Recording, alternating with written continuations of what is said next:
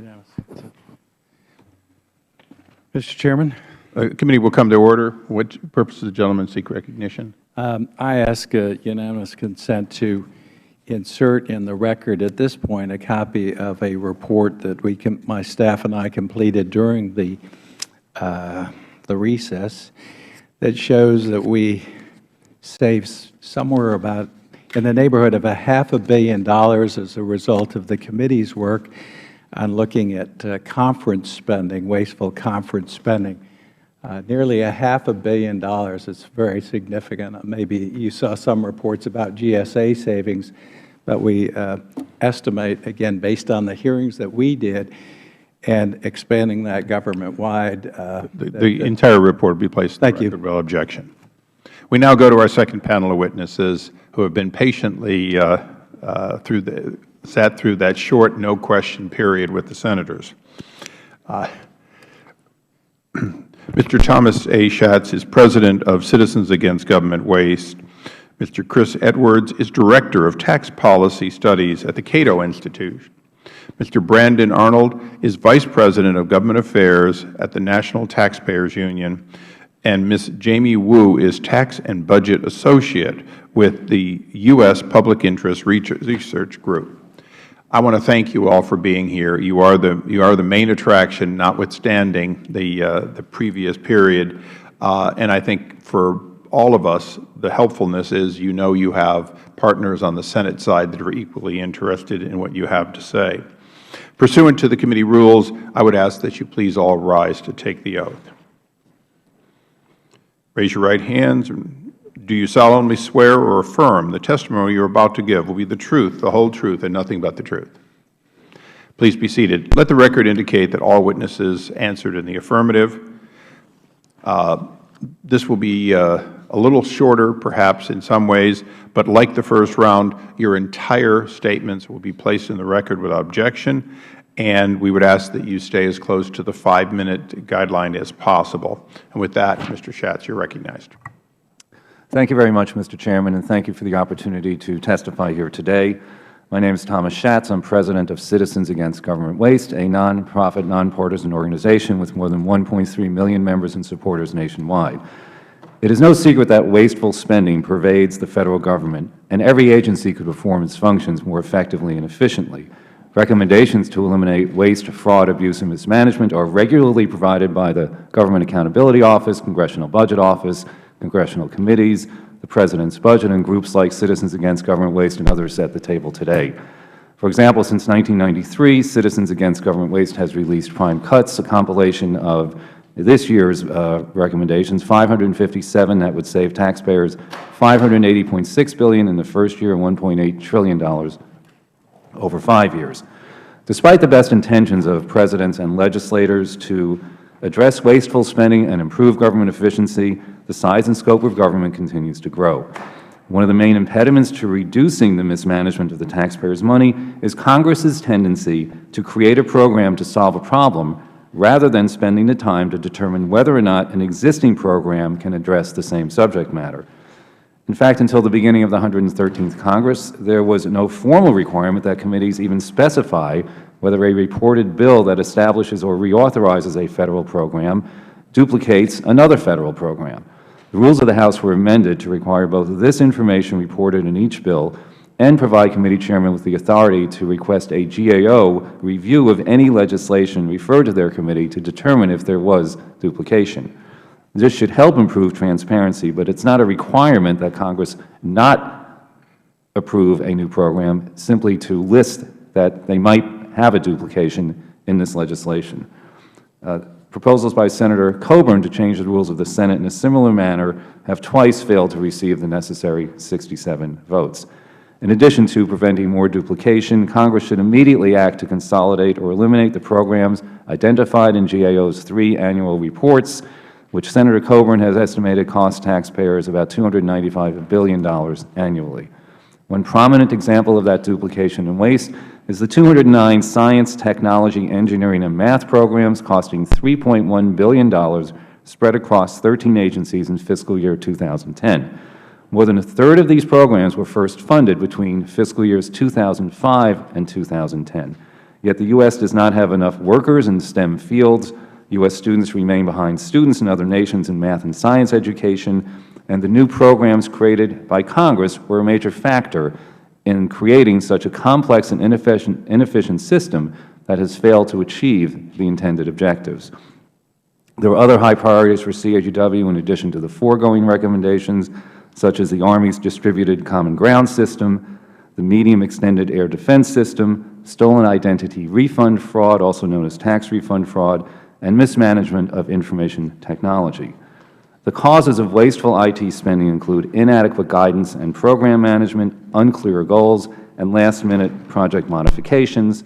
As a result, systems are often subject to significant delays, fail to meet agency needs, fail to launch at all, or launch without being fully tested. In other words, for observers of Federal IT expenditures, it was no surprise when healthcare.gov did not launch as planned on October 1, 2013. On the positive side, the government is starting to save money through the increased use of cloud computing. Even more money could be saved through the use of software asset management tools, which would prevent the misuse of existing software licenses and the purchase of unnecessary software. In regard to government-wide procurement, we have supported FITARA. We urge Congress to act on it this year. I was pleased to see it mentioned this morning, and we will continue to support these efforts because it is the first major procurement reform bill since the Clinger-Cohn Act of 1996. Unfortunately, in some cases where eliminating waste and inefficiency has been accomplished, success is being stymied or at least questioned, particularly through the suspension by the Centers for Medicare and Medicaid Services of some of the recovery audits that have helped correct more than $4.2 billion in improper Medicare payments. Regardless of whether the government is in surplus or deficit, there is no excuse for mismanaging the taxpayers' money. The American people would be well served if everyday elected representatives and senators came to work thinking first and foremost about how they could better manage the taxpayers' money and solve problems effectively with the resources that are already allocated to the Treasury in existing programs. In other words, each representative and senator should ask questions first and spend money much later, if at all. Thank you for the opportunity to testify. I look forward to answering any questions. Thank you. And at this time, I'm going to ask unanimous consent that the 2012 Congressional Ratings for Citizens for Governments Against Government Waste, or Council of Citizens Against Government Waste, be placed in the record, and the February 2013 publication of Prime Cut Summary be placed in the record. Without objection, so ordered. We now go to Mr. Edwards. Thank you very much, Chairman Issa and Ranking Member Cummings. I'm Chris Edwards, editor of downsizinggovernment.org at the Cato Institute. The Federal Government faces a dismal fiscal future with rising spending and debt. If you look at the CBO long-range projection, long-range baseline, that looks bad enough, but for reasons I go through in my written testimony, our fiscal future is much worse than the CBO baseline shows. And the upshot to me is that we need to look at every Federal agency and cut and terminate waste and low-priority programs. What is waste? Well, it's government spending where the cost is higher than the benefits created for citizens. And in my view, it's also Federal activities that the Federal Government does a poor job at that could be much better carried out by State, local governments, and the private sector. As I think Congressman Duncan mentioned, there's stories in the media, GAO reports every week about waste in the Federal Government. My research for downsizinggovernment.org shows there was waste and cost overruns and fraud and abuse all the way back to the beginning of the Republic. The 19th century is full of examples of wasteful spending.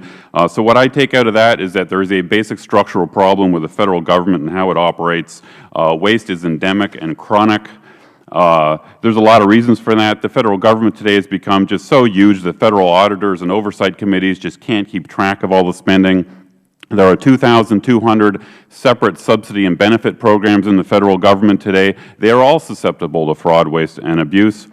Unlike the private sector, poorly performing Federal agencies never go bankrupt. They're not subject to takeover bids. There is no built-in mechanism to provide for efficiency in the Federal Government like there is in the private sector.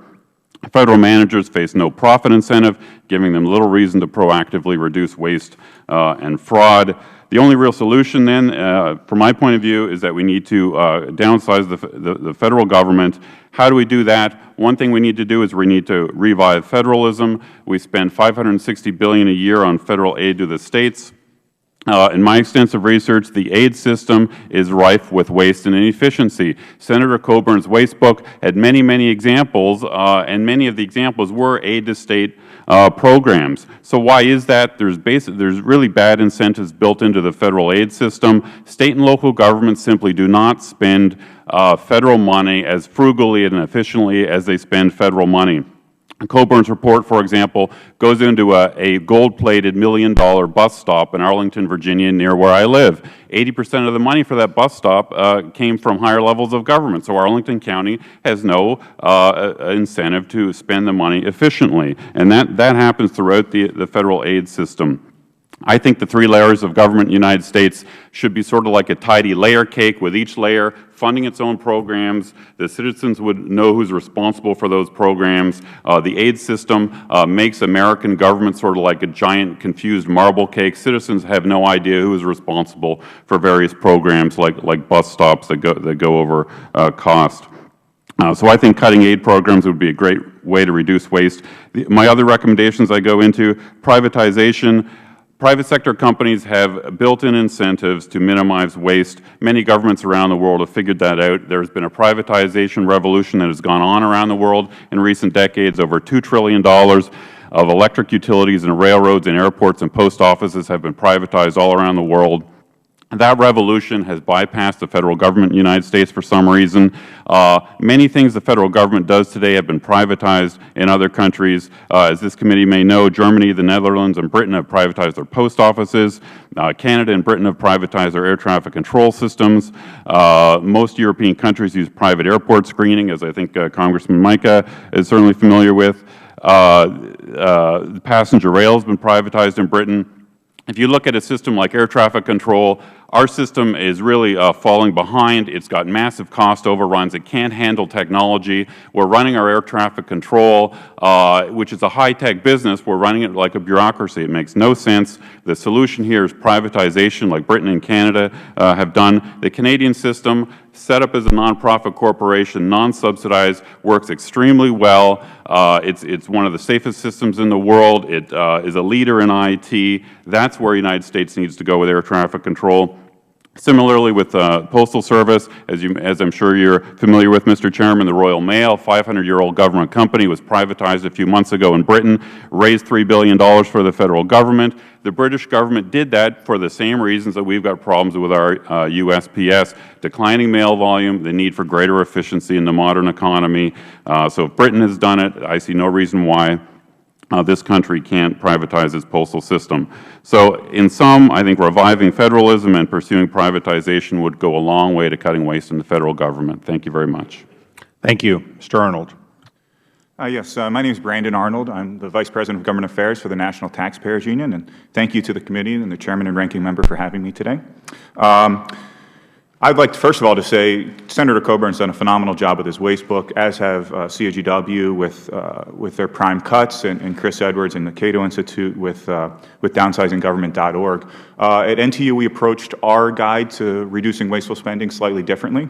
We actually partnered with a group, United States Public Interest Research Group, and Jamie is immediately to my left here, to find areas of the federal budget, mostly wasteful in nature, inefficient, unnecessary programs that both the left and the right could agree upon.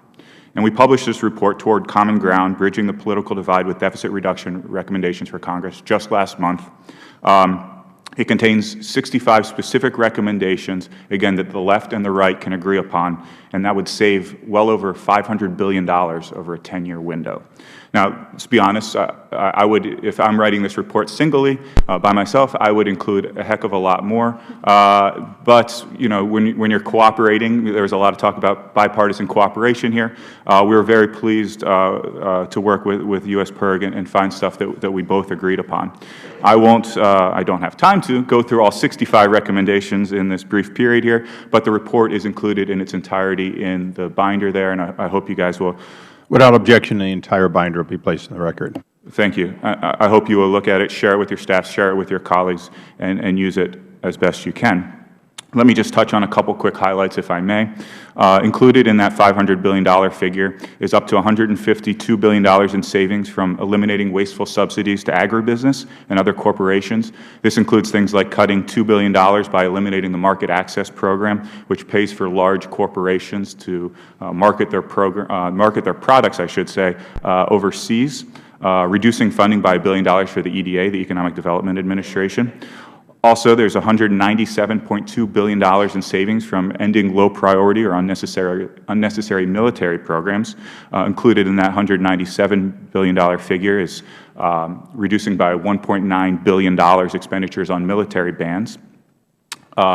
There's as much as $42.3 billion from improvements to program execution and government operations. That includes $140 million in savings from eliminating a duplicative catfish inspection program, which has been cited numerous times by many groups on the left, right, by many outlets of media as being an absolutely wasteful, duplicative program that's duplicated in the at the FDA as well as at NOAA. There's also $131.6 billion in savings from reform to entitlement programs, often a tricky area to root out waste and fraud, but we found $1.8 billion by stopping improper Medicare payments to non-covered chiropractic services, and $7.6 billion from aligning Medicare lab fees with those in the private sector. So of those 65 recommendations, I'm pleased to say that one has been enacted into law already. In the budget deal that Congress passed last month, there was a $50 million savings that came from the ultra-deepwater natural gas and petroleum research programs, a little bit of a mouthful there. Pleased to see that that was included in the budget deal. And again, that'll save $50 million, so that's one down and 64 to go. There's a lot of work to be done. The second half of my testimony, and I know Jamie's going to get a little bit more into the report in just a moment. The second half of my testimony, I try to touch on a few legislative changes, more process-based changes that Congress could enact to reduce and eliminate waste and fraud. I'll touch on those just very, very quickly, and obviously they're there in my written testimony. But strengthening whistleblower protections, we took a step forward in 2012 with S-743, which I know was supported by the Chairman and Ranking Member, to increase whistleblower protections for Federal employees. We took a step back, unfortunately, with a Conyers Court decision in 2013 that will exempt many Federal employees from whistleblower protection. So there's work to be done there. Ending the use-it-or-lose-it spending sprees that occur at the end of the fiscal year. I believe Congressman Duncan alluded to those in his earlier remarks. Reestablishing the Byrd Committee, sometimes called the Anti-Appropriations Committee. Creating a Sunset Commission or committee to acquire the periodic review of programs that are no longer needed. Auditing the Pentagon. This has been mentioned several times today already. Limiting spending, just reducing spending, keeping spending caps in place, requiring agencies and departments to prioritize their programs when you start to trim away at their budgets can be very effective in reducing waste. Touching on entitlement programs, critically important. My organization strongly supports the PRIME Act, which Senators Carper and Coburn spoke of earlier, and certainly involving the executive branch. The legislative branch can't do it alone. The executive branch needs to be part of the solution as well. I see I'm just about out of time, so I will end my remarks there. Thank you. Thank you. And since you get sort of a twofer, Ms. Wu, if you'll continue. Good morning, Chairman Issa and Ranking Member Cummings, members of the committee. I thank you for inviting me to testify today on behalf of the U.S. Public Interest Research Group. My name is Jamie Wu, and I'm the Federal Tax and Budget Associate for U.S. PIRG. U.S. PIRG is a federation of 27 state-based consumer advocacy groups. We are a nonprofit, nonpartisan organization that advocates improvements in fiscal policy to stop special interest giveaways, increase budget transparency and accountability, eliminate waste, ensure subsidies or tax breaks serve the public, and make taxes fairer. As Congress works to pass a budget for the next year, U.S. PIRG and the National Taxpayers Union, as Brandon had mentioned, have come together to offer a set of deficit reduction recommendations worth more than $500 billion. And this has appeal from across the political spectrum. Our December 2013 joint report toward common ground, Bridging the Political Divide with Deficit Reduction Recommendations for Congress, of which I am a co-author, details 65 specific spending cuts over 10 years. NTU and U.S. PIRG do not often agree on policy approaches to solving our nation's problems. However, we are united in the belief that we spend far too much money on ineffective programs that do not serve the best interests of the people. In this report, we identified the low-hanging fruit of waste and inefficiency in the federal budget that both Republican and Democratic lawmakers should recognize as unproductive uses of taxpayer dollars. U.S. PIRG's approach to spending cuts is guided by 4 basic principles. Number 1, oppose subsidies that provide incentives to companies that do harm to the public interest or do more harm than good. An example is funding for biomass research and development. Large-scale agricultural production of corn or other crops used for biomass often involve massive amounts of fertilizer, water, and land that drastically change the landscape of our country, accelerate problems caused by deforestation, and compete with food production, raising food prices globally. Number 2, oppose subsidies to mature, profitable industries that don't need the incentive. These companies would engage in the activity regardless of taxpayer support. For example, Congress should eliminate the crop insurance program, which directly subsidizes insurance premiums to large agribusinesses on coverage they should and could purchase on their own. Number 3, support reforms to make the government more efficient. According to the Office of Management and Budget, the federal government owns tens of thousands of unused or underutilized buildings or structures, as Senator Carper had mentioned earlier. The public should not have to pick up the tab for maintaining buildings that are not used. Reducing inventory would save nearly $15 billion over 10 years. Number 4, oppose programs where there is authoritative consensus to do so. So this means when there is a strong, independent agreement across the political spectrum that a program is wasteful, or an agency and department receiving the funding has argued against it. So, for example, the Army, Pentagon, and White House have all said that the Army no longer needs additional Global Hawk drones. Our report's recommendations are specific, targeted, and name individual programs for reductions or elimination. Each recommendation is also backed up by authoritative sources, such as the Congressional Budget Office and the Government Accountability Office. We are long past the time for general references and rhetorical calls for attacking nameless, faceless programs that contain waste, fraud, and abuse. And this is the precise reason that U.S. PIRG did not support the recent across-the-board cuts. Such policies fail to differentiate between true public priorities and where there is genuine waste or inefficiencies in the system. Our organization has argued in favor of programs to aid access to higher education and measures to ensure the safety of our nation's food supply. Across-the-board cuts equate those programs with the wasteful spending we highlighted in our report. While not in the report, we also urge committee members to review special interest carve-outs through tax expenditures and loopholes. These expenditures have the same bottom-line effect on our nation's deficit as direct line-item spending.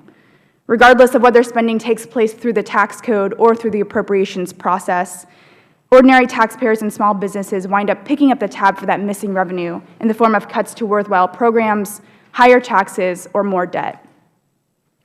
We recognize that many of the items on our list challenge long-standing subsidies to narrow yet powerful special interests. Despite the fact that these expenditures serve little or no continuing public service, and the public would likely support their elimination, there will no doubt be intense lobbying efforts to preserve these handouts. We strongly urge you to resist those efforts and take the first important steps toward addressing our federal budgeting problems and ensuring that any public expenditure is for the public interest. Thank you, and I'd be happy to answer any questions. Thank you. I'll now recognize myself for a short round of questioning. Mr. Edwards, as you know, I'm a fan of your organization, but let me get into a question on post office, since that's within the jurisdiction of this committee. Privatization of the post office, do you imagine that anybody would take the post office even for free today? Well, as I mentioned, Britain did an IPO for their post office. They sold 52% of the ownership, and they raised right. I understand that. Yeah. But the post office is currently losing $16.2 or so billion without paying a cent in tax. If you look at the deferrals, et cetera, in other words, if you account for it the way you would a public company, that's not that side. That on $60 billion of gross revenue. That's not a win. So very briefly, time's limited, but very briefly, isn't it true that we would have to do a dramatic reorganization, exactly the one that has been stalled for years, before the post office would in fact be privatizable? You could do it either way. In Britain under Thatcher, they made major changes to companies before they sold them off. But the way an entrepreneur would think about it is you can take government assets, you can make them a lot more efficient. So the post offices in Germany, Britain, and Austria, they became a lot more efficient after privatization, and they went from deficits to surpluses. So Right, but because the government can't make money doesn't mean an entrepreneur look, can't. on a bipartisan basis, we've been trying to get the post office fixed. And I just want to make sure that I use this opportunity to make one thing, I think, clear, but I want to use you if you agree.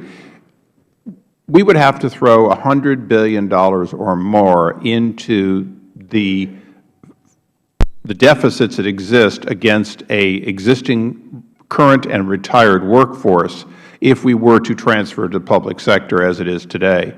And even if it has the ability to make a profit, let's just say it has the ability to make a $5 billion profit, you give it a 10 cap, that's $50 billion.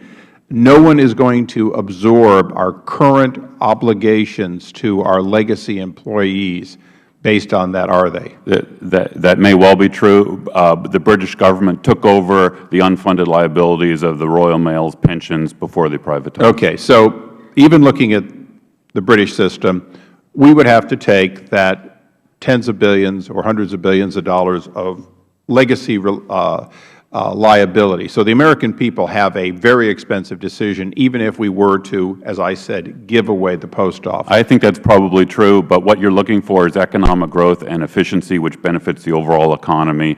That's, to my mind, that's kind of a small and narrow issue. If you can have a more efficient mail system for decades in the future, it's worth taking a hit now. I completely agree with your last statement, and that's why we're trying to reform the post office and then let a future group look at at least break-even post office for whether there's opportunities to be a little bit more private than they currently are. Mr. Arnold, I'm not trying to be the adversary. You guys are my heroes, but I served for 10 years in the military, off and on active duty, and then in the reserves.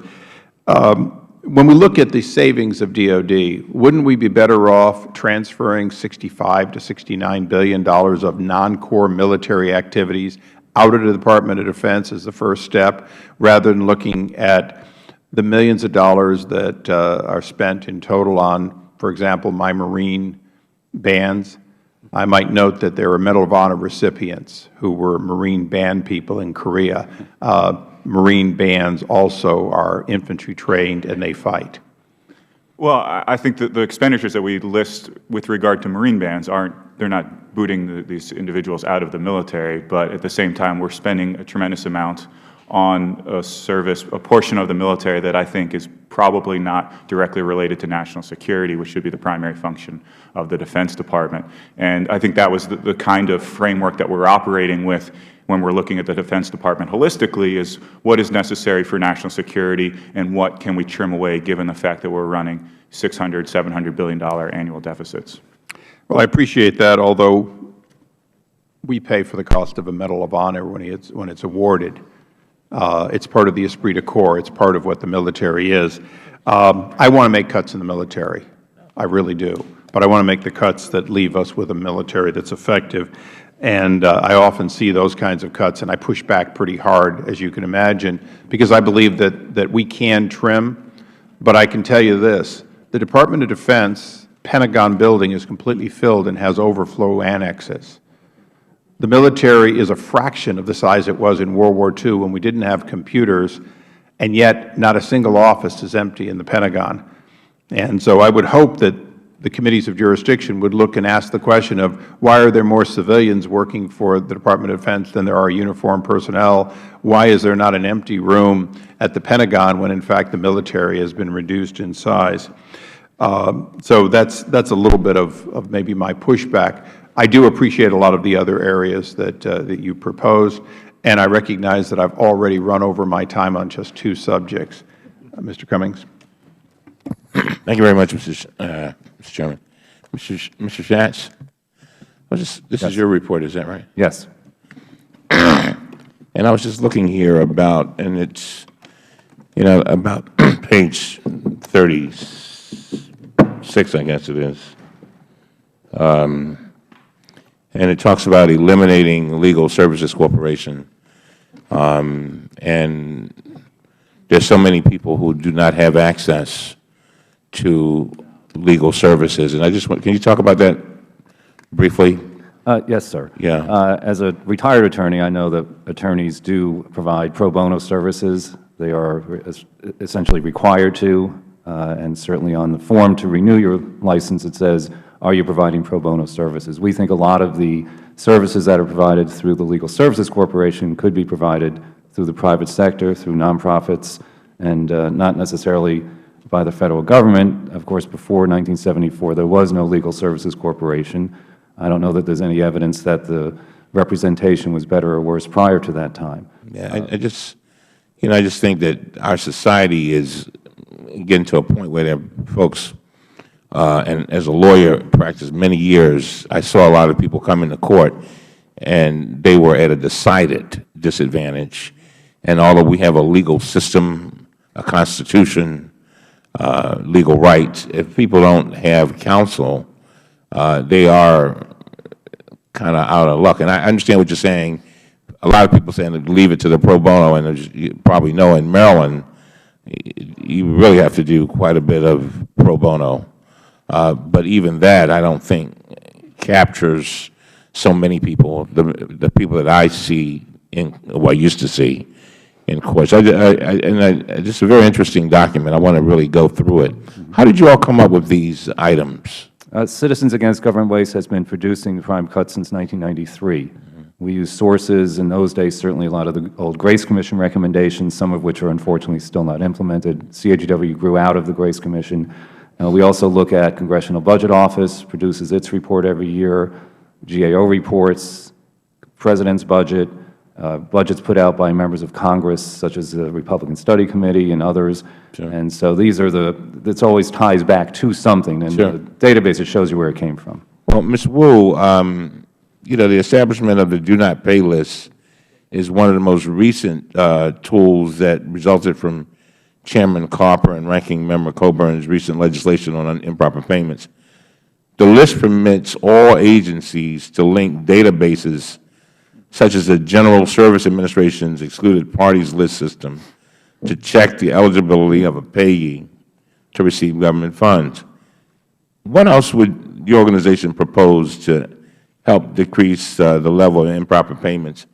You can imagine when the American public hears about improper payments and then see a situation where we're trying to come up with $6.4 billion to give their neighbors, their relatives, and friends an opportunity to get unemployment and survive. And we are losing money through improper payments, billions. That's something that's very alarming, and I'm just wondering, what would you propose? Thank you, Mr. Cummings.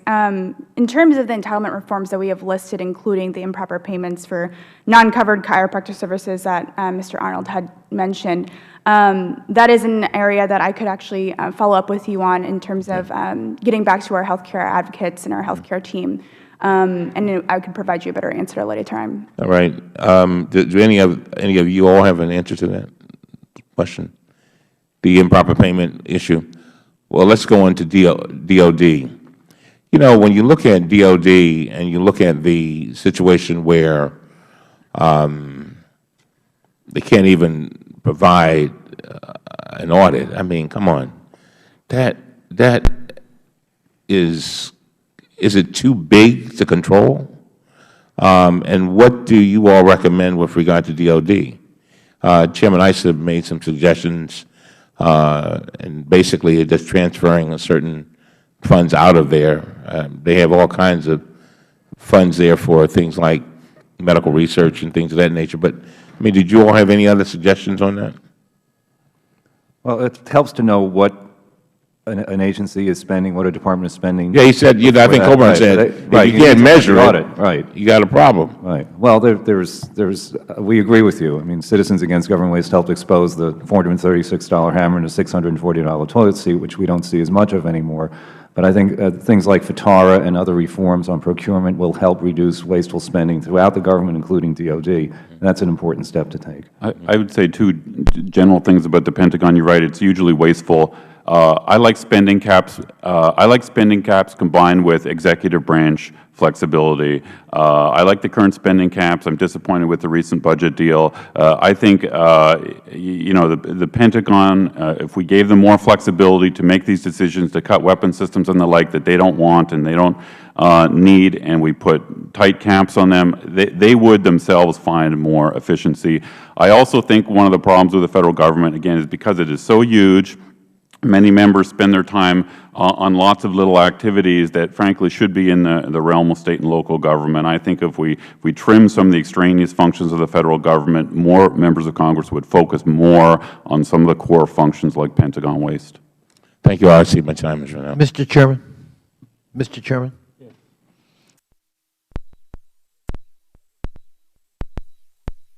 Mr. Schatz to say FTARA would save some money? FTARA would help. Very wise insight, Mr. Schatz. No, thank you very much. Sorry. I never know if something's going to be good or bad when I get up here. Thank you, Mr. Conley and Mr. Cummings. I guess I'll recognize myself next, having assumed the chair for Mr. Issa here. One of the things that's frustrating to me is, and these are great groups. You know, you've got Citizens Against Government Waste, Cato, National Taxpayers Union, and Ms. Wu, all of you working sort of in the same vein. But sometimes the voices are a little bit like Congress. They're not unified. Is there an attempt to come together with any of these groups? Do you all come out with a common policy? I mean, we have the groups here, and then there are many others out there that are looking at saving taxpayer dollars. Is there some association, and do you meet, and do you decide on some priorities, Mr. Schatz? Yes, Mr. Mica. Sometimes there's too many emails in a sense. I mean, we really, certainly with NTU in particular, we work very closely. It's kind of a joke around the office. If NTU has signed it, we'll sign it as well. And it's really true. And I think over the years, there has been a lot more coordination. For example, the alternate engine for the Joint Strike Fighter, we first identified as an earmark back in 2006. But do you all over time, other groups joined with us and joint went policy together. on? It's more coalition letters with someone. Because I think that would be helpful. Well, we need it to be successful because there are so many people that want to spend money. We have to work together. And I said earlier, you know, you just have to be persistent in this business and then hit a good lick. A good example, and I should have submitted this earlier, I did put this in the record, but this is the Oversight on Conference Spending report that I alluded to. And while I gave credit to the committee, because we did follow up, it wasn't just GSA, and I have to give probably the most credit to the guy in the hot tub, the GSA guy in the hot tub. I mean, he made it go viral. I remember we did a hearing on the subject. Nobody attended, no one paid any attention until that guy became viral. But from that, we did IRS, we did VA, we did DOD. This is about $500 million a year in reduced spending on conferences. So these are success. My point, too, is that I don't see a lot of these groups joining in. It's not that you want to become cozy with Congress, but when we are on a roll, it does help. The public buildings, I mean, the history of public buildings and all the different bills and people who have attempted, I remember we were in the minority. It's great to be in the minority, but not for too long. It gives you, I'm sorry, Mr. Cummings, I just to bring that up, but when you're there, you can do productive things. And we produced a report, the Federal Government must stop sitting on its assets. We outlined all the public buildings, the Amtrak, I mean, just incredible assets that the Federal Government has. But the problem is you don't get unified support from out there with some of these groups to go after these targeted things. So while you heard a lot of how we need to coordinate with the Senate and pick priorities. I think it would be good for your groups to coalesce and get behind some of these items. It would again enhance our efforts. And then when we do things like Coburn talked about consolidating programs, the transportation bill consolidated between 20 and 30 programs. Now the bureaucrats, the little bastards, are running around trying to justify their existence. We eliminated or consolidated, but nobody is focusing on the bureaucrats who are trying to justify their existence. They have nothing to do because you eliminate the program, but they come up now, the rules, dear God, they've come out with rules to justify their existence. Anyone want to comment on this new administer by regulation? It's a new phenomena. Mr. Schatz, Mr. Edwards, Mr. Arnold, Ms. Wu. Mr. Michael, we'd be happy to come up on a regular basis and meet with your staff and the staff of any other committee that's interested in consolidating any program. No, we have already done this. No, well, This is a we haven't done new enough because we phenomena. still have them. It's a new phenomenon. It's ruled by edict, fiat, regulation, and again, you do not have a focus on what's going. We don't have a focus on what's going on. There is some oversight. The administration's been kind of clever too now in ruling by fiat and executive order to pack the District Court of Appeals, where most of that's been the only recourse. You could pass a bill from the House and there's nothing done in the Senate, and the edict and the executive order prevails. Are you all paying any attention to that? And no, I'll give you a general comment about it. The groups represented here are frankly pretty small compared to the huge firepower and staffing power of the GAO and CBO. We have to, but they just do reports, and they have to be politically correct. You guys don't have to. I agree with you. So we have to pick and choose. For example, I've written extensively about TSA reform in the last half year. I know that's something you've been very supportive of and a leader on. But it's, it is difficult for outside groups because most of the experts on Federal programs are in the executive branch and are staffers in Congress and are in the GAO. Outside groups, we need to pick and choose our battles. We can't because our funding is limited, and so we'd love to work more with you. Combined firepower may be some unified effort. I've exceeded my time. Let me yield to a gentlelady from New York, Ms. Maloney. Panelists for your excellent presentation and your hard work in a tremendously important area.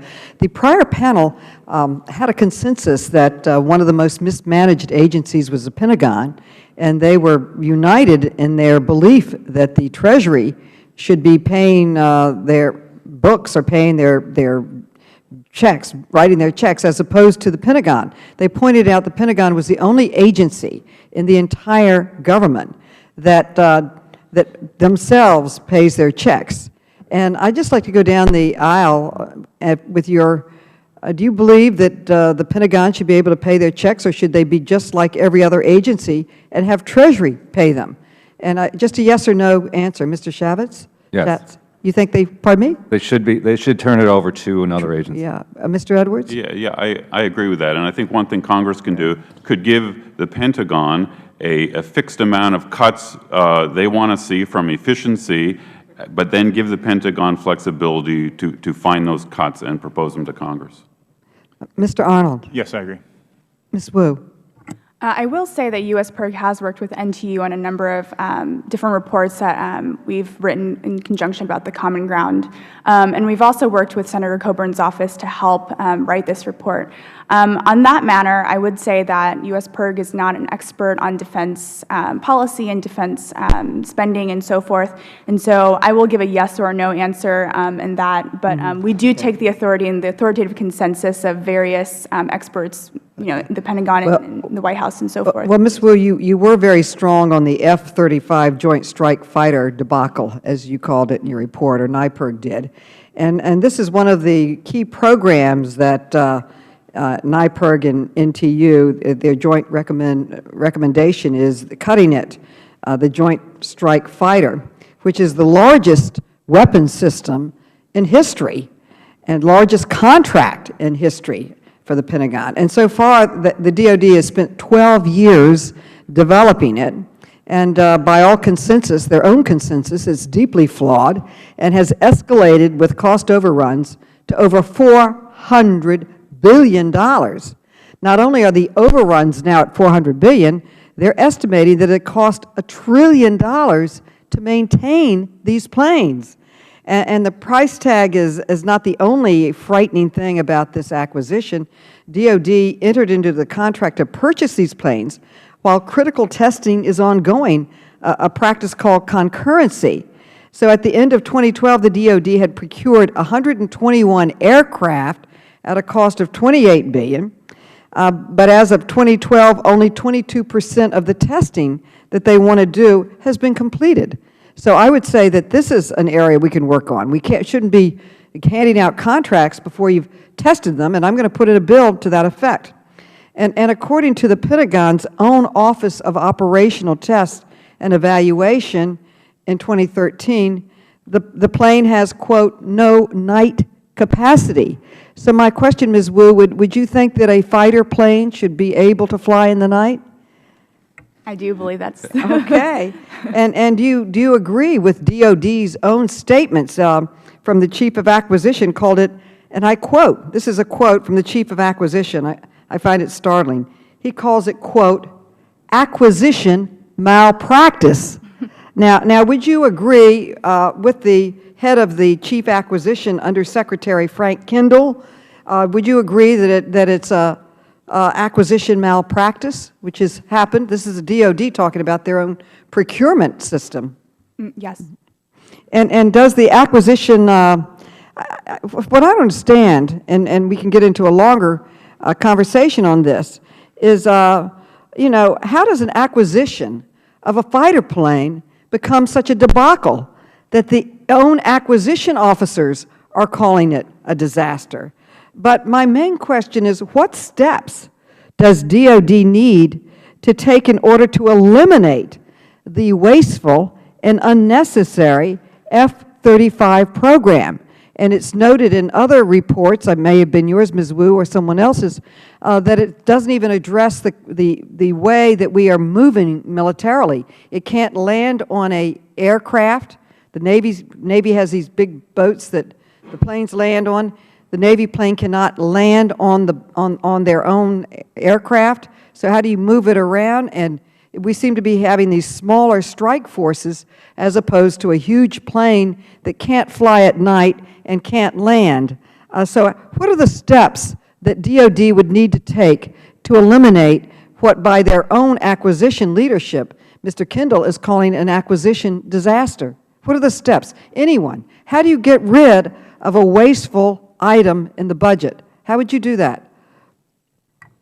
Well, one of the recommendations we have in prime cuts is to reduce the cost growth in the major defense acquisition portfolio by 20% over 5 years. GAO has done a lot of work on this. It's simply changing the way that procurement is achieved at DoD, and it's been an ongoing problem for many, many years. So it's a big operation. We're happy to work with this committee and others to try to reform it in the future. Any other comment? How do you get rid of a wasteful acquisition like this? How do you get rid of it? You've identified it. Now how do you get rid of it? I don't know if it's fair to put the onus solely on DoD. I think it's probably going to require congressional action as well. And you're talking about these massive weapons systems. You're talking about a lot of parochial interests that are involved. So it's extraordinarily difficult. But I think Congress needs to run point. I mean, we have a significant number of weapon systems and other things being done by DoD that they say they do not need and they do not want, yet they are obligated by law to continue to contract, to produce, to maintain. So Congress needs to step in at some point, and there's a lot of options in our paper and in the publications that Coburn and others have put out that Congress can introduce legislation and pass it and stop these things from taking place. Thank the gentlelady and the witness. Mr. Langford. Thank you, Mr. Chairman. Mr. Edwards, I want to ask you a question about incentivizing agencies and agency individuals. Right now, the incentive for an agency is to add more staff and to try to chase down more dollars and to spend as much as you can at the end of the year. How do we flip that incentive? You mentioned spending caps. Sequestration caps and other caps are really hit at every single program. There are some programs that run more efficiently than others, but a cap like sequestration hits all of them with equal amount of fury. If I hand to an agency the authority to say, I need you to cut 7% from your budget or 27% from your budget, there's very little oversight of which programs they're going to cut. They'll keep the ones they like the best, and they'll cut the ones that probably I like the best. So talk through different options that you have seen for incentivizing agencies in reduction. I mean, I think ultimately, for reasons I go into my testimony, I list 15 reasons why the public sector will never be anywhere near as efficient as the private sector. The profit motive in the private sector is usually powerful, and the government doesn't have that.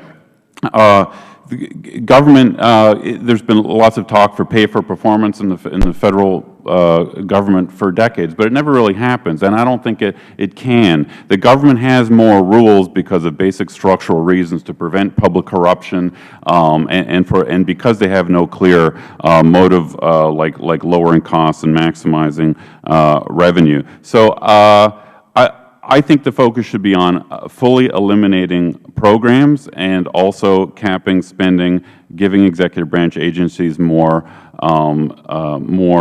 flexibility. I think executive branch agencies should and can do more to evaluate their own programs. Perhaps agencies should be required to do detailed analyses and rank order their most efficient or highest priority programs to the lowest priority programs, and make the information public so that Congress can see it and Congress can use it for decision making. More information is always better. You know, one thing that I find really striking about federal agencies, you go to their websites, it's all good news, it's all essentially propaganda about all the great fabulous things they do, but I don't think that's fair to taxpayers. I think federal agencies should be required to provide more balanced information about their programs, their failings, and what the low priority activities they do are. And the ultimate decision is up to Congress, but I think agencies can do more to provide information to Congress about where they fail. Yeah, I would agree that the taxpayers' right to know that Dr. Coburn had mentioned earlier. That's my bill here in the House. We've talked about this committee has passed. We had bipartisan input into that bill, and it's passed, and I hope the full House will pass it on and we'll send it over to the Senate. But just the basics of knowing what every program is, how much we spend, how many people they serve, and the metrics, if there are any metrics for a program, would be a tremendous asset to Congress to make those decisions, because right now there's no description of all those programs nor listing of the programs. So what Dr. Coburn can mention earlier about the hundreds of duplicative programs, it's very difficult to go through the tedious work of identifying all those programs because they'll all have different descriptions in different locations. That's right. Mr. Schatz, as well, I appreciate you had mentioned earlier about the rule change in the House. I'm proud to say that was actually my rule change that went through on that one as well, to try to identify some of the duplicative programs. We have a long way to go on that, and you're right, there's not enough teeth to it, and I appreciate you bringing it back out, because that is something that I hope in the years ahead we can continue to add more teeth to it, so it's more than just identifying and listing, yes, this is duplicative, but a prohibition to that as well. Are there other rule change things that you have seen that would be an asset in the days ahead for the functioning of the House? Well, I think it reminds me a little bit of the Improper Payments Act. The first one just identified the improper payments, then the next two really put some teeth into it. So I hope that the rule that has been adopted would improve over the years, because if you're prohibited from enacting a duplicative and overlapping program, then that helps solve that problem to start. So I know rules change at the beginning of each Congress. I hope if there's a change in leadership, that rule continues, because it's really critical. It's amazing it took this long to have a rule like that, because one would think any organization wouldn't want to create a duplicative program. So we appreciate your leadership on that, and we're happy to come up with some other rules, but I was happy to see that one was there, because to be honest, when we started our research for the testimony, we didn't even know it was there. And so that's something else that perhaps needs to be emphasized to the committees, that this is a rule and they should be using it, because, again, if Citizens Against Government Waste didn't know much about it, the rest of the public probably doesn't know either. So I encourage more information about what you've been doing. Right. It's new, and it's a step process to be able to push on that. And I have one quick question as well from Mr. Arnold and Ms. Wu on it. One of the items that you identified was requiring DOD and VA to jointly buy prescription drugs. This is something that I've tracked through as well. I've seen figures. You have a little over $4 billion in savings on that. I've seen figures as high as $7 billion in savings on that. I didn't know if you wanted to mention or add any other detail to it. The GAO report came out in early 2000 suggesting that DOD and VA jointly purchase prescription drugs. They did it for several years, had millions of dollars of savings until 2005. And then in 2006, DOD changed its formulary, and they never really cooperated again since then. They've studied it. They've looked at it again. But I didn't know if you had any additional detail on it. That's one of those bipartisan areas to look at and say, why wouldn't we try to combine the drug purchasing between DOD and VA? Any other comments that either of you have on that? I think you articulated pretty well, actually. I don't know if I have anything additional to add, but it's something we strongly support. Thank you. Yeah, and same, just to repeat kind of what you were saying, that collaboration had really declined over the past few years, and we're really advocating for that to occur again. So. Okay, thank you. With that, I yield back. Gentlelady from Illinois, Ms. Duckworth, recognized. Thank you, Mr. Chairman. And thank you to all the witnesses for being here today to share your thoughts. Over the past couple of weeks, we've been debating whether or not we can afford to extend unemployment insurance for a lifeline for millions of Americans, and in my home district of Illinois, thousands of families. We talked about last year cuts to the food stamps program. Yet at the same time, in this very committee, we saw time and again the waste that happens in government. And it's really infuriating to me to think that I have kids in my district who are going hungry, and yet there's $900 million worth of unused Stryker parts sitting in a warehouse that the military paid for but couldn't use and continue to purchase. I'd like to sort of talk a little bit more about the DOD and its process. You know, this past year, my first year in Congress, two things that happened that really sort of crystallized in my mind the waste that happens in DOD, especially under the Defense Logistics Agency. One was a hearing in this very committee on the Supreme Food Contract, and that is this corporation, Supreme Food Services, that provide under a sole contract all the food in Afghanistan for the last decade, and in fact has now been found to have overcharged the DOD by $757 million for that food contract. They continue to get extensions to the contract in a non-competitive award process. This was something that the DOD's IG itself discovered and brought to light. And then I talked about the Stryker part, also, again, a result of a DOD IG investigation. Mr. Arnold, could you give me any suggestions that you might have as to how DOD can develop some sort of controls over the DLA? I know that, we talked about the audit process, and I absolutely agree. We need to put some teeth into the process of forcing DOD to do the audits. But what about the DLA itself? I mean, if the DOD's own internal IG is identifying these as problems, what is there that we can do? Well, let me confess, first of all, I was a co-author of this study, and I didn't work quite as much on the defense aspects of it. So in terms of getting into the real technical details, I would have to defer to my colleague, Pete Sepp, who did a lot of work, or perhaps some folks at PERG. So I don't know that I have a really articulate answer for you. I apologize for that, but be happy to get back to you after the hearing. No problem. Ms. Wu? In terms of the consolidations that we found that could occur in the Defense Department, a lot of them include, and it's listed in our report, consolidating foreign language contracts, uniform designs for all of the armed services or support services that aren't joint bases, or consolidating management of retail bases. These are all the smaller things that can add up to a lot of money in the end. In terms of the process of how that would go about, as I mentioned before, U.S. PERG, we're not defense experts, and we don't have anything to say about the process by which it would happen, but these are the things that need to be addressed and need to be consolidated and need to be cut, especially because, I think as Senator Coburn had said, we have so many programs, over 600 programs for other departments, and the same for the Defense Department when there are multiple programs for designing uniforms. That needs to be addressed. So. Well, the uniform thing is right after my heart. I'm actually the individual who got passed in this year's NDAA, the single camouflage pattern bill. that will save the Army alone $82 million by going back to a single camouflage pattern, which is what we had for most of my entire time in the military up until 2004 when the Marines developed their own.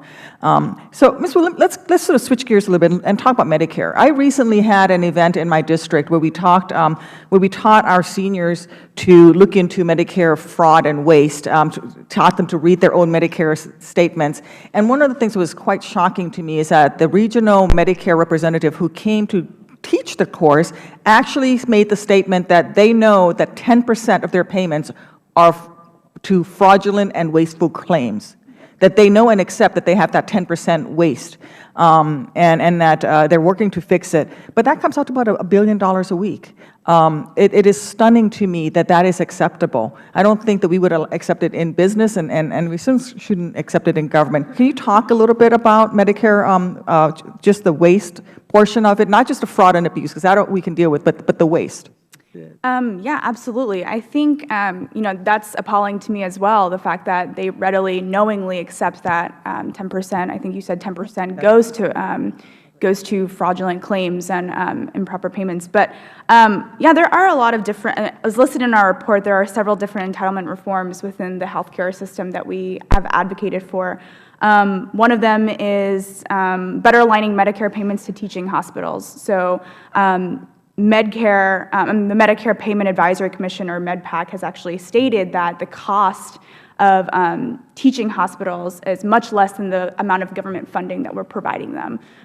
So better aligning that would save over $10 billion in the next 10 years. And then there's plenty of other things, bundling Medicare payments so that a single payment goes to a number of different individual episodes in a 3-month period. That would also advocate for more effective use of time, more effective and efficient actual services. And so these are the types of things that we think that are really important within the healthcare system that we can and should change.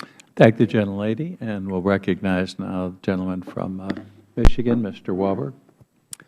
I thank the Chairman. And I just arrived back from meeting with Ed and Workforce Committee, and was delighted to hear Senator Coburn talk about the Skills Act extensively as being one of our greatest accomplishments, even though it be limited. And I think it was. Downsizing the numbers of redundant programs, 35 ineffective, duplicative programs, including 27 identified in the 2011 Government Accountability Office. I guess I would like to ask any of you who would like to weigh in, with the fact that this is unfortunately languished in the Senate, and in fact what they are even thinking about offering includes only one of our proposals in that Skills Act. Could you discuss further proposals to remove arbitrary roadblocks that will help get Americans back to work in the jobs that are currently in demand? And I know on my own Michigan website, the mijobs.gov, lists 52,000 unfilled jobs right now. And most of those, and we know that there are many more than that, but that's on that one website, a state government website. And the majority of reasons why they're not being filled is people don't meet the certification requirements, the qualifications. They haven't been trained for that. So if you could speak to that issue, what proposals would you have in mind to remove further arbitrary roadblocks to making people employable?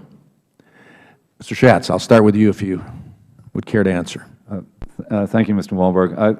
Certainly creating pro-growth policies here in Washington would be helpful, and certainly that does not entail creating new and duplicative programs. As Dr. Coburn noted, he examined the job training programs in Oklahoma. It turned out the State was far more efficient at creating jobs because the training that they were conducting was related to jobs.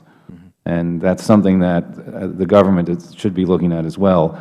I know that in the House, the Skills Act was supported strongly by Republicans, not supported as much by Democrats, some differences in how it should be done. But whether it's through legislation, whether it's through pro-growth policies, tax reform, there are many other ways to help create jobs. The government needs to be more out of the way than trying to force its own view on how jobs should be created, because that's not something that we ever found in the Constitution, yet members seem to think creating jobs is one of their major functions. As opposed to getting out of the way, Right. so that people who do know how to create jobs can do that, including our states. And I think that was one of the best points of the Skills Act. It did give the flexibility back and the opportunity back to states to do. Mr. Edwards? Yeah, a broad comment on job training. I've looked in detail at the job training programs over the decades, and it is astounding. The federal job training programs have never really worked very well. Back over a half a century to John F. Kennedy, every decade or so, we reorganize them and change them and try to fix them. But the GAO comes back every time and basically says, you can't really show that these things work very well. I think the federal government ought to get out of the job training business. If you look at the data, it is the corporate sector, the business sector in the United States does a much more massive job training on the job training. Then the federal government's 18 or so billion is a tiny drop in the bucket. It hasn't really worked very well. I take the federal government out of that business. In terms of pro-growth policies, there's a gigantic, it's outside the jurisdiction of this committee, but there's a gigantic reform that is on the plate here.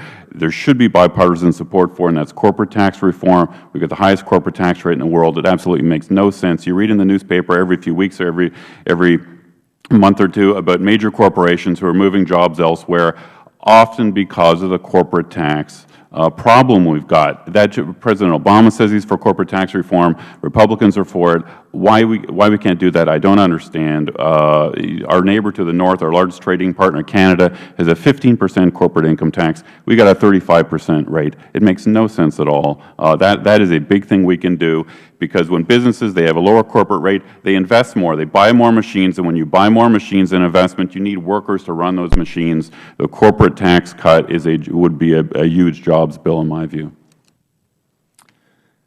Mr. Arnold? I'll concur with both Chris and Tom, but also add, at the state level especially, we see licensure laws that place real strong restrictions on the amount of job growth that can occur within a particular field of expertise. And we understand when those are created for surgeons, et cetera, but when those are created for things like interior decorators, they're just protectionism on the part of some of these trade associations that, again, limit the access of people seeking jobs to actually become employed. I'm out of time, but could Ms. Wu Go right ahead, respond. Just to add a quick note, in terms of job growth, I'm not going to say anything much just in terms of the confines of our report, but at the same time, the federal government is spending billions each year subsidizing large agribusinesses, which really puts small farmers, small businesses at competitive disadvantages. Tax loopholes and tax havens where companies are able to shift their profit offshore and use a 0% tax rate or a very, very minimal tax rate really puts small businesses at competitive disadvantages and really hurts taxpayers in that they have to now pick up the tab through cuts to public programs or more debt or higher taxes.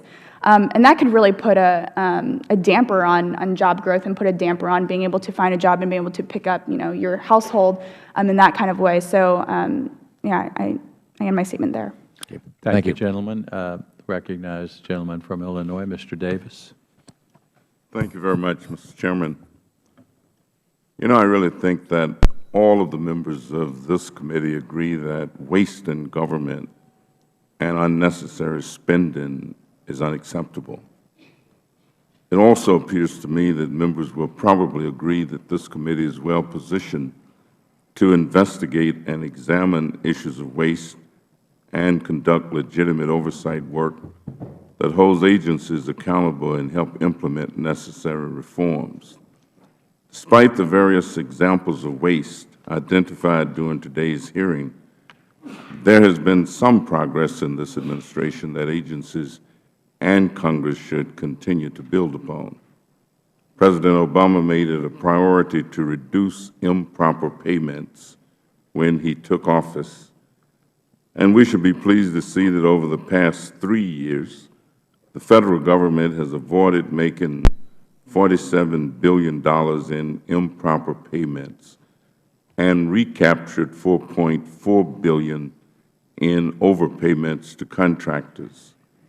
Another initiative established by President Obama is the Securing Americans Value and Efficiency Award, or SAVE Award, which taps the knowledge and expertise of frontline Federal workers for recommendations to help improve government performance and ensure that taxpayer dollars are spent wisely.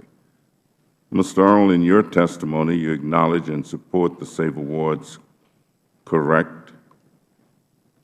Why do you believe that the SAVE Awards can be effective in identifying government waste? Yes, I did include that, and I think that is something that President Obama deserves credit for. I believe he's included about 80 recommendations, people from this program, into his budgets over the past several years. So, yeah, I mean, along the same lines as whistleblower protections, providing an incentive structure for Federal employees to report on the waste that they're seeing and to devise systematic reforms that will help to limit those things that are wasteful. It makes a lot of sense. We can study budgets and GAO reports and CBO reports all day, but we don't have that same on-the-ground experience that these Federal employees do. So we need to tap into their expertise as well. Do you think that we will get from them more of an accurate accounting than other types of oversight might provide? Whether it's more accurate or not, I don't know, but it's certainly a different perspective, and it's a very valuable perspective. You know, I've always, since I guess being a kid, I've always been amazed at the amount of waste, inefficiency that was always pointed out in government. And I've also been amazed at the notion that the private sector automatically is going to be more efficient than any public sector activity. And I guess because of the profit motive. Given the profit motive, though, does that mean that the level of benefit is going to be greater to the public, or the benefit is going to be part of the profit that the private sector earns? And there might be a kind of balance in terms of public interest and what benefits the public. I think it's just something to give thought to and consideration. But I certainly appreciate all of the areas of identification and suggesting that the government or the Federal government is making some progress. By no means suggests that we're close to where we need to be in terms of ferreting out waste and inefficiency. So I thank all of you for your testimony, and I yield back. Thank the gentleman. Gentleman from Texas, Mr. Farenthold. Thank you very much, Mr. Micah. I had a couple of questions. The Waste Book points out that we're potentially spending close to $700 million to promote healthcare.gov, a website that doesn't work. And I know that my colleague from Missouri, Billy Long, has a bill out that would require advertising purchased by the Federal government to have a disclaimer like we have on political ads. You know, this advertisement was paid for with tax dollars. And sometimes it's difficult for the public to know. As somebody who worked in broadcasting, we ran PSAs, many of which came from government agencies, and we ran them for free and available commercial time. But in other cases, you've got the Federal government paying for advertising. I certainly see a need for maybe advertising for recruiting for our military, but driving people to a website that doesn't work, or at least wasn't working well when some of these ads were running, seems to be a problem. Have any of y'all looked at government advertising expenditures as a source of waste? Sorry, please. We've looked a little more at sponsorships, for example, having agencies sponsor NASCAR, among others. So we've taken it from a little bit of a different direction. In terms of disclosure, it's not something we've thought about, but I think taxpayers do deserve that kind of transparency because they should know how that money is being spent. I do think Mr. Long's bill would go a long way to at least raising public awareness of that. Mr. Edwards, you talked a lot about moving stuff to the private sector, and I'm a big supporter of that. I think the private sector with a profit motive and unburdened by as many rules and regulations as exist within government organizations is a good idea. But I come back to healthcare.gov. That was outsourced to a private company and had huge excessive cost overruns. We've talked a little bit about procurement reforms, but you can't just turn it over to the private sector and not have some sort of oversight on the contracting. And could you talk a little bit about that? I absolutely agree with that. And to go back to what Congressman Davis said, the private sector, it's sort of a two-part partnership in the private sector. Companies want to earn profits, but what we want to do for public policy is we want to maximize competition in the private sector to peel away any excess profits. So companies want to earn profits, and other companies want to grab those profits, and that's why the private system of private sector works. With federal contracting, it is a problem. We should absolutely minimize sole source contracts. The CGI Federal, I guess, the prime contractor on Obamacare. I didn't look in the details of that contract, but for federal contracting, we should try to maximize competition every way we can, maximize transparency, maximize the transparency of these competitions. We've also had some hearings with respect to contracting reform where, for instance, in building contracts, design-build contracts, you're going out and rather than coming to 3 or 4 finalists to come up with a very detailed proposal after the initial request, you're ending up with 10. So you've got huge costs associated with bidding for a government contract and the regulations associated with that have to get built in. So if you're only getting 1 of 10 contracts you're spending hundreds of thousands of dollars bidding on, you've got to recover that cost somewhere else. Yeah, but the private sector, that's the way the private sector works. The GE goes out and wants to buy, spend money on IT. They have, people, competing to contract. I think you're referring to the PPP sort of infrastructure partial privatization. I'm a big fan of that. I think it works well. You look at the Capitol Beltway in Virginia. It came, the private sector put $1 billion into that. It came in on time and on budget. So there may be some extra costs, but I think getting the private sector in, private management, and having contractors compete is the way to go. All right, and I think both you and Mr. Schatz talked a little bit about centralizing IT for the federal government. Are we risking creating another massive bureaucracy in a government that looks like it can't compute its way out of a paper bag? Are we going to create a bigger problem, or are we going to solve something there?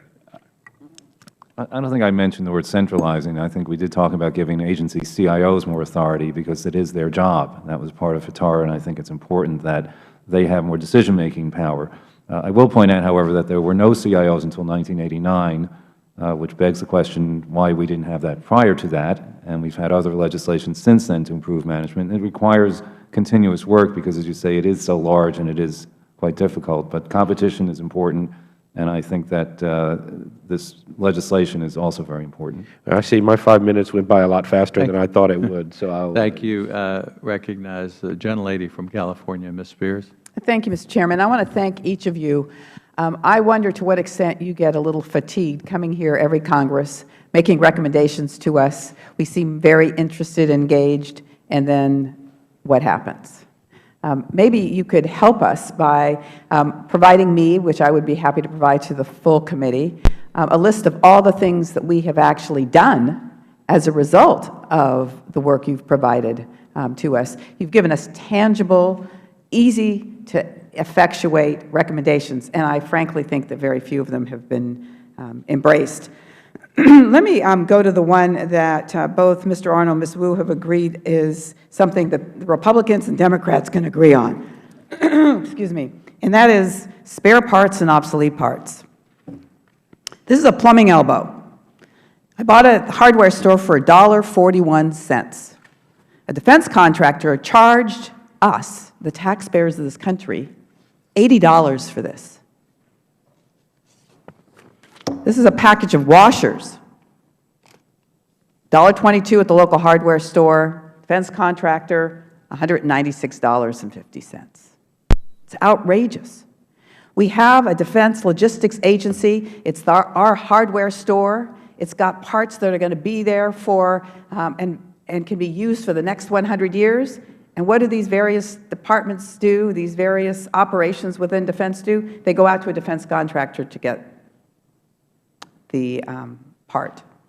So you've identified something, and I hope to God we do something about this. This is real money. It's $4 billion, is it not? Yes. Mr. Arnold, is it?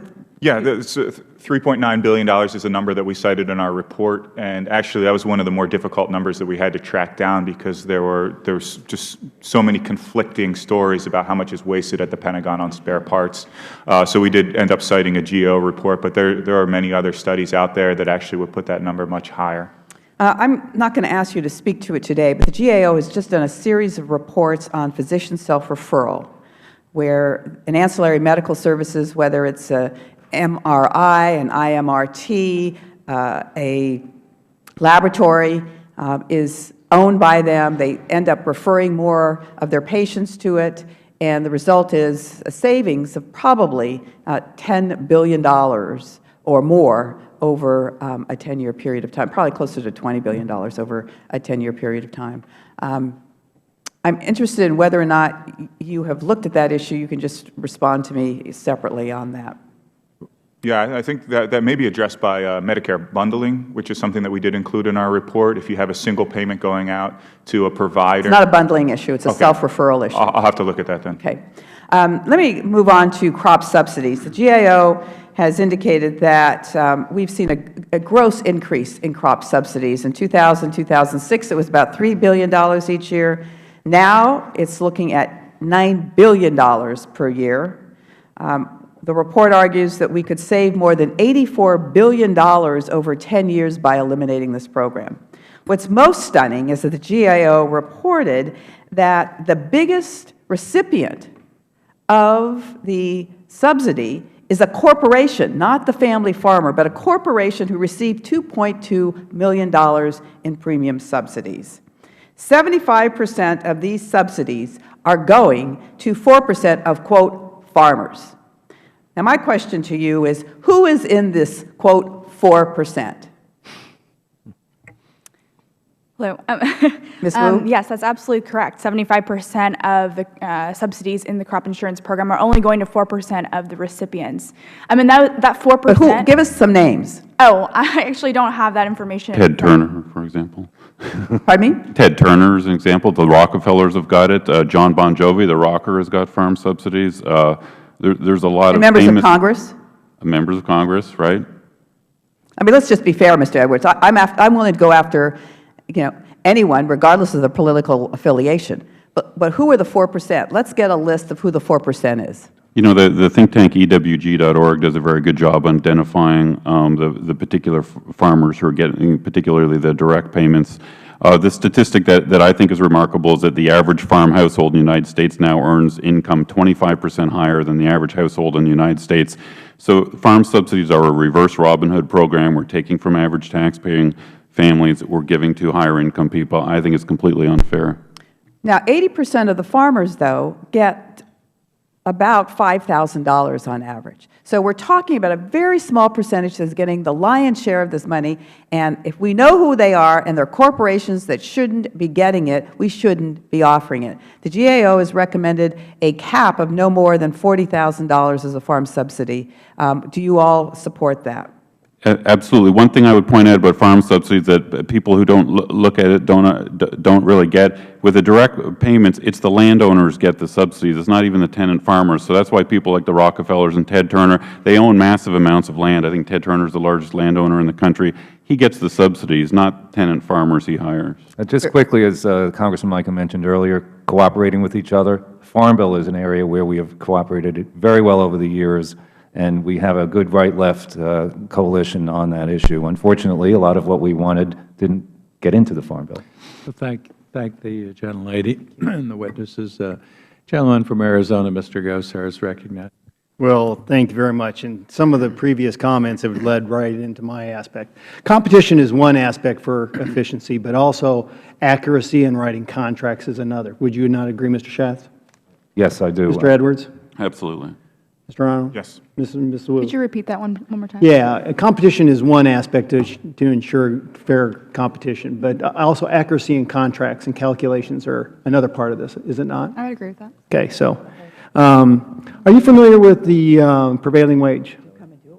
Davis-Bacon, Yes? How about you, Mr. Edwards? Yeah, absolutely. It Everybody? should be repealed in my view. Yes.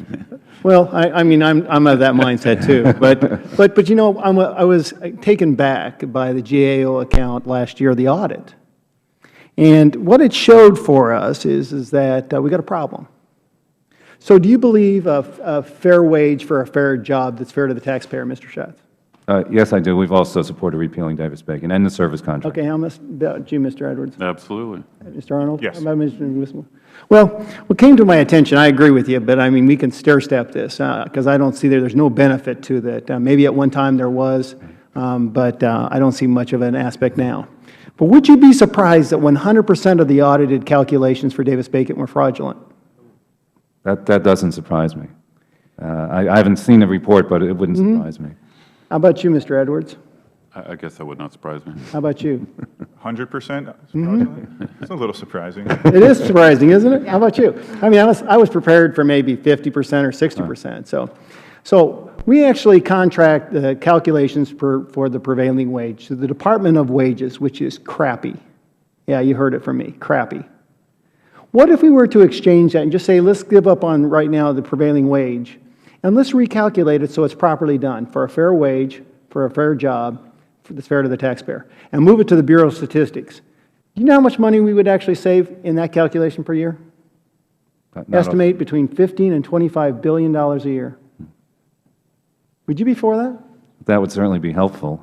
I mean, I'm a scientist. I'm a dentist, so beauty's in my detail, and I like facts. And the way we're doing it right now, we have no facts to base it on. Some people are being overpaid, some people are being underpaid. And we don't even have a calibration which we can base our judgment on.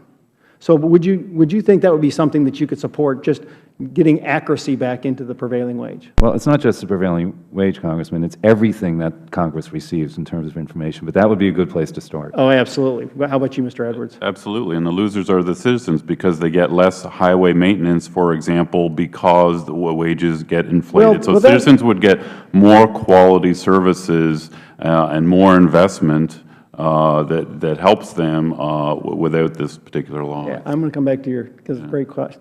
How about you? Yes. Yes, and Mrs. Wu? I think that the amount of money that you would be getting out of that definitely helps the federal government in streamlining processes in terms of what the wage is supposed to be or how that's supposed to be calculated is not something within the purview of U.S. PIRG's expertise and in our position. But that would be a good thing, is getting back to facts. Getting back to facts, yeah. absolutely. So, I mean, coming back to you, Mr. Edwards, I mean, you're exactly right. So, you know, the prevailing wage is an average of 22% additionally added to federal contracts just for the right of Davis-Bacon. That means if you were to have better accuracy, you could get 5 bridges for the cost of 4. Right. Interesting application to our infrastructure problem. So I actually have a bill that actually just changes those 6 words. It's H.R. 448, the Responsibility in Federal Contracting Act. And we'd like to see that. I mean, it is a down-earth, simple thing that I think everybody could agree with. Okay? I got one more thing that I would like to ask you. What do you think the influence of having a sunset clause on every bill so that you see bills coming in front of Congress mandated to show their worth? What do you think about that application, Mr. Schatz? We include that recommendation in our testimony. We support what Congressman Brady's been doing with his MAP Act, which he's reintroducing, and we have long testified in support of a sunset commission at the federal level. How about you, Mr. Edwards? Yeah, I'm very much in favor of that. As you may know, the state of Texas has long had a sunset law that's worked very well, I understand, so I'm in favor of that federally. Arizona, too. Yeah, Mr. Support that as well, and actually included it in my testimony. Thank you. Mrs. Wu? I'm not too familiar with that, so I can get back to you. I would like that. I mean, sure. Basically, makes accountability a process of the law that you answer up at 3, 5, 7 years down the road. But I would really love to see the calculations based on fact, and I think both sides of the aisle could benefit from that. So could our infrastructure, and so could our contracting, because those savings I was telling you about did not include Homeland Security nor the DOD because they had not been audited, and so the savings could be much more magnified, just in simple 6 words. I yield back. Thank you, sir. Thank you, gentlemen. Recognize, waiting patiently, gentleman from Massachusetts, Mr. Lynch. Thank you, Mr. Chairman. And I do want to thank the panel for your good work and your willingness to come before the committee and help us. One of the strongest and most effective tools that we have on this committee and in Federal government for making the government more efficient is the Inspector General community. We have 70 Inspectors General across the government. I have to say, because many of them testify before this committee and we've worked with them over the years, I would say uniformly they do a great job. They really do. In each of the last, and part of the work that they do, much of it involves rooting out waste, fraud, and abuse in various government programs. And in each of the last 2 years, the chairman of this committee and the ranking member of this committee and our members have signed a letter to the Inspector General community generally, just asking them how many recommendations they have made within various departments and how many of those recommendations have either been left open, which means they've been unaddressed, or actually adopted. And the information that our committee has received in response to that request to the Inspector General is really staggering. There are nearly 17,000 open recommendations across the government with a potential savings of more than $67 billion. So this is where our Inspector Generals have gone out and looked at some of the things that you've talked about and some of the members on both sides of the aisle have talked about. They've said we've got to make these changes, and yet in 17,000 instances the Department has basically refused, and there's been no change. And fulfilling these unimplemented recommendations is really probably a good place to start for many of the things that we're talking about here. I mean, do you agree on that? We not only agree with that, but we've also noted that the funding for IGs has not been up to where it should be as well. We've written on that extensively over the last few years. So it is a good place to start between the IGs and GAO. Literally hundreds of billions of dollars a year could be saved. Right. I agree. Generally, the IGs, I agree with you entirely. They do a superb job. It's the one area of Federal spending I would increase substantially. I think the IGs really do a great job. Thank you. I agree as well. I think oftentimes the problem, the IGs do a great job of pointing out this waste or these problems, but there's not enough incentive structure for the managers at the Federal level to actually implement them. So, but certainly applaud the work of the Inspectors General. Thank you. Ms. Wu? I would say I agree with more collaboration within the Federal government to root out fraud and waste and abuse, and if that's through the Inspectors General, I would agree with that. Okay. When you think about what we're doing right now with sequestration, which is, indiscriminate, it's across the board. We're giving good programs a haircut as well as programs that should be completely eliminated. It would seem to me, rather than doing this indiscriminate cutting to try to reduce the size of government and the amount of spending, we should probably target these programs that we all agree and the Inspectors General have identified as being completely wasteful. One of the things that I've been working on and with some of the members on the other side is a lack of transparency in DOD contracting, and our Inspectors General there have even the special Inspector Generals and the more general ones have identified billions of dollars in savings, but we've had a very difficult time in getting transparency for the Inspector General and also an ability to actually go in and make the changes. One of the ancillary issues is prescription drugs that the gentleman from Oklahoma earlier brought up. And while the VA and DOD each have the ability to negotiate drug prices, because of the I don't know how to describe it, just non-functioning nature of their system, you have the VA on some drugs paying 100% higher prices for the same drug as compared to Department of Defense, mostly, and that's the area of brand name drugs. So in many cases, it's 239% higher than what the DOD is spending. And then in other cases on generic drugs, you have the opposite situation where DOD is spending 200% what the VA is getting on their prices. If they were all paying the lowest price, there would be billions and billions of dollars in savings year to year. And what I'm hoping for is we also have 8 million Federal employees. And right now, they don't even have the ability to negotiate lower drug prices. So imagine if we were to add, first of all, get both the DOD and the VA down to the lowest reasonable price, and then add in the 8 million employees that are working for the Federal Government and have them paying the same price.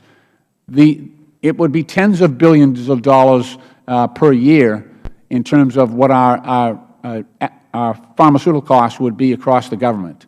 It would be incredible. And in these days when we're facing, well, maybe not tens of billions, but several billion dollars a year for prescription drugs that are being purchased by the Federal Government. And I'm just beside myself with the inability of the Federal Government to really get at this. There may have been a time, I don't believe so, but there may have been a time where we could overlook things like this. But now that we're facing sequestration, we're trying to cut $1.2 trillion out of the budget, and you have unacceptable costs across the board like this, I just hope that you continue to work with us in terms of trying to get some of this stuff. The prescription drug prices issue is one that I've been working on a long time. And unfortunately, there are probably 10 drug lobbyists for every member of Congress, so it's an uphill fight. But I think the fight is worth it, and it's more attainable, I think, because of the good work that you all are doing and the people who support you are. So I thank you for that. I thank the gentleman, and his time has expired, and I'd like to recognize Mr. Woodall, gentleman from Georgia. Thank you very much, Mr. Chairman. I appreciate you all being here and letting me stand between you and lunch. I've gotten to work with most of you on some other projects and some other venues, and really do appreciate all the work that you do. I put your work in the category of those things that the government could be doing instead of you doing it, though I suspect you do a better job at it, and you do it for less, which is why that's valuable. And so I want to come back to something Mr. Edwards said in his testimony, because it's been fascinating to listen to the back and the forth, and it really amplifies for me why the work that the two of you are doing together, why those collaborative efforts are so important. I heard Ms. Spear talk about waste and fraud and abuse in the Defense Department and how we ought to be able to agree to get that out. And then Dr. Gozar said, well, we've got this Davis-Bacon issue, and shouldn't we be able to agree to get that out? Mr. Edwards, you kind of framed what we're talking about. You had three categories, if I can paraphrase you, of spending. You had, I think, what you called silly projects, just those absolutely horrendous things that we can all agree have no place on the taxpayer's dime, or perhaps on anyone's dime. You have those projects for which the benefit does not outweigh the cost. And then you have those projects that just perhaps the Federal Government shouldn't be doing anyway. And I listened to Mr. Lynch. He's talking about prescription drugs, and I know he's absolutely right. When the Federal Government's picking up 2/3 of all the health care bills in America, if you use that monopoly power, you can absolutely drive down the cost of prescription drugs, though using the government's monopoly power to manipulate the marketplace, I would argue, isn't the role of government, and it would fall into that third category of things that the government shouldn't be working on. Mr. Cummings was talking about the Legal Services Corporation and CAGW's identifying of that, and I really appreciated your answer, because what you said was not folks who can't afford legal services shouldn't get legal services. What you said is there are other opportunities to get those legal services, and can't we utilize those non-governmental channels? Dr. Coburn, sitting in Mr. Arnold's chair, was talking about the Army, and he said, golly, they have these software problems because they buy software and they try to mold it to the Army's model instead of buying good off-the-shelf software and molding the Army's model to that. Legal Services Corporation is exactly that example. What has happened to the justice system in America that I cannot walk into court as a citizen and avail myself of the protection? Should we be changing the government to adapt to a very complicated legal system, or should we be changing a complicated legal system to make it accessible to those of us as individuals? And I don't know how we get started without the projects that folks come together collaboratively. But let me ask you, for example, you all have timber sales in your project, in your list. The U.S. Forest Service manages our timber lands. They're not in the conservation business. They're in the management business. One of your opportunities for savings is to say, golly, the Forest Service is losing more money on their timber sales than they're gaining in timber sales. Is that an example of something that should go away because that's a bad use of government resources? Or is that an example of something that still needs to be done? We need to manage federal timberlands. Is the solution to get rid of our federal lands, and that way we don't have to manage them? Or is the solution to farm that out to the private sector? When we identify wasteful spending, we then have to do and so what's next? What do we do to fill that void if it creates one? In that example in particular, do you happen to have a what's next vision? Ms. Wu? I think in that example, your suggestion of moving that to the private industry is one that we support. Taxpayers shouldn't be subsidizing for things that can be done by the private industry, especially when the government is very obviously losing money in this case. So I think that whereas taxpayers shouldn't be subsidizing profit-making ventures for private companies in the timber industry, that would apply to this situation. Well, I think that becomes the question. Market access program for our farmers is in there as well. Is providing markets overseas for our farmers, is that in the category of things that just the government shouldn't be doing? Folks should fend for themselves. Or is it in the category of things that we're doing, but we're not getting an extra dollar of benefit for our dollar of taxpayer burden, and so it's just inefficient? Would you characterize the things in your book as things the government shouldn't be involved in, or the things that perhaps we should be involved in, but we're just not doing well? I think it would be the first one. In this case especially, and also really depending on the type of benefit that's providing. So I think it's a little bit of a combination of both. In this case, the market access program is funding trade associations to have wine tasting events in Europe, or to have a reality TV show in India to showcase different designs. I mean, does that really benefit the taxpayer who's paying the $20 million a year for that reality show? I don't think so. So I do think that it is partially not the government's responsibility to do that, but also there is no benefit that comes out of it for the average taxpayer.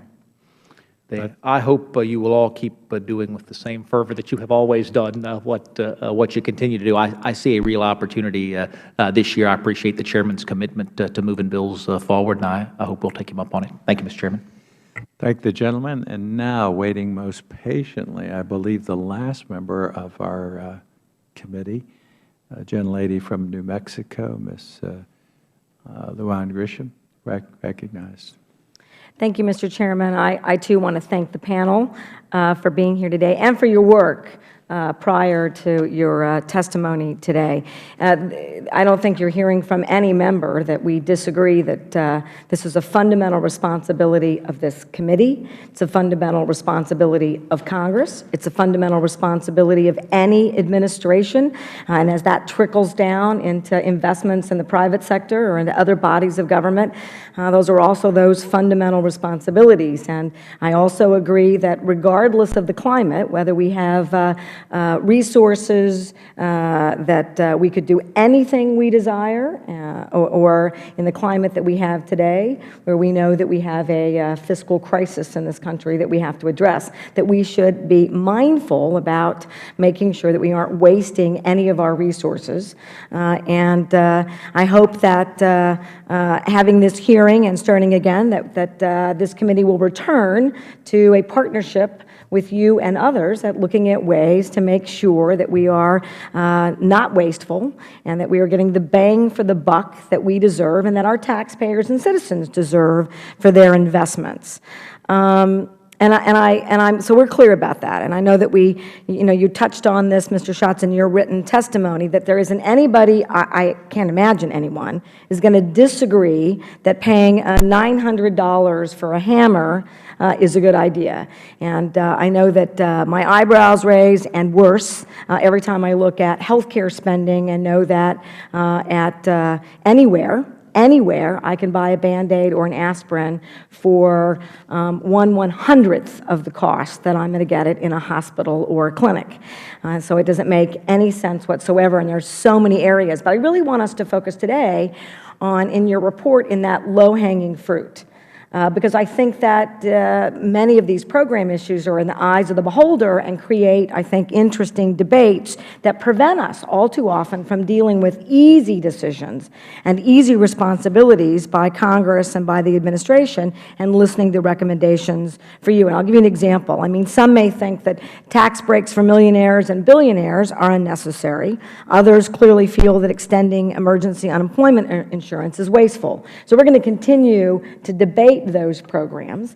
I can give you another example based on some of the testimony today. I come from a state where we don't have a sunset clause, but we've done sunset clauses on some legislation, and because of the political climate, that particular issue or program needs to be reauthorized, doesn't get reauthorized, and we spend wasteful money on a special session trying to get that addressed. So it depends on what's happening. It's a case-by-case basis. But we aren't doing anything on that low-hanging fruit. So I need you to grade us on Congress. I've been here only a year, on adopting sensible, good government reforms outlined in your reports every year. How are we doing on picking up on that low-hanging fruit? A to F. Well, not so well. F, is that an F? That would be an F. Although, as I've mentioned, the FTARA bill, which has come out of this committee, would be very, very helpful to improving procurement throughout the Federal Government. So that would be a positive step. Unfortunately, the Senate so far hasn't agreed to that. I think Congress is doing poorly on cutting waste. You know, one of the big problems, as you know, especially if you've only been here years, that the government is so vast that I think that there could be 80% agreement, bipartisan, on a lot of these issues, but members simply don't have time to dig in and look at them. And I think there could be a lot more agreement if we restructured the way Congress works somehow so that members could actually focus on some of these issues. There could be more agreement, because I think oftentimes members sort of reflexively don't want to get involved in certain issues if they don't understand them. And so I don't know how to overcome that problem, but there could be more agreement if there's more understanding. I would say Congress is doing pretty poorly as well. You know, the problem with with eliminating waste, and I think this has kind of been touched on a little bit, is that no matter how wasteful, ridiculous, unnecessary, duplicative a program is, and we can all agree upon that here, there's somebody that's benefiting from it. And maybe on genuine terms, maybe in disingenuous terms, but somebody's benefiting from it, and those people are going to fight tooth and nail to keep that program on the books, and it makes it a lot tougher for Congress. I would agree with Mr. Arnold's statement in that I do believe that Congress is doing quite poorly, and that's also because of when Congress or when the Federal Government gives a tax break, or when they subsidize a corporation or advertising abroad, or such things as the Market Access Program, someone's benefiting, and it's typically these wealthy corporations. And as Ms. Spear had mentioned earlier, it's it's also members of Congress. It's people who aren't necessarily helping the average taxpayer who has to shoulder that burden. With the Chairman's indulgence, just quickly, because I'm out of time, a couple more things. I agree, and I appreciate that, and I'm, like all members of Congress, I believe we're all interested in getting the right work done. This committee, I think, has an incredibly important role, and it may be of consequence in working in one of the most partisan and unproductive eras of congressional history, but I'm confident that we can move these issues forward in a bipartisan way. I mean, we've got Chairman Eisen and Congressman Connolly's IT Acquisition Reform Act, and it passed this committee on a bipartisan basis. We need this committee to put forward a bipartisan, low-hanging fruit bill every year, maybe more than just one a year, and take the information that we have readily available to us, because we're looking at it and we're all agreeing on much of it, but we aren't doing anything really about it. So This committee still finds those, and you do too, those $900 hammers. I look forward to many more hearings like this and finding real areas of cooperation where we can make a difference. Thank you very much for being here. Well, I thank the gentlelady, and I thank all of the members. I know Chairman Issa appreciates everyone's cooperation.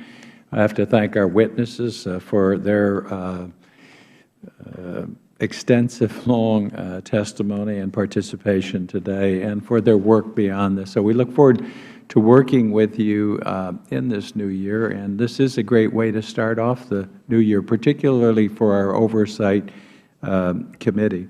So there being no further business before the Government Reform and Oversight Committee, this meeting is adjourned. Thank you.